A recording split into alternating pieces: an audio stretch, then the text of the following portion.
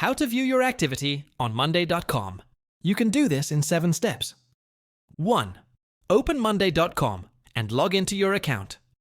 Once you're on the dashboard, look for your profile icon at the bottom left corner of the screen. Click on it to access your account settings and activity overview. 2. In the Profile menu, select My Profile.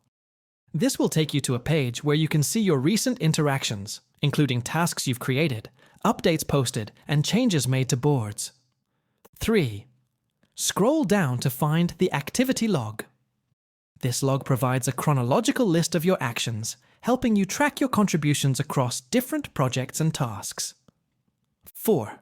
If you're part of a team and want to see group activity, navigate to the Board Activity section within a specific board. This shows what changes were made by team members in real time. 5. Use the filters to refine your activity log.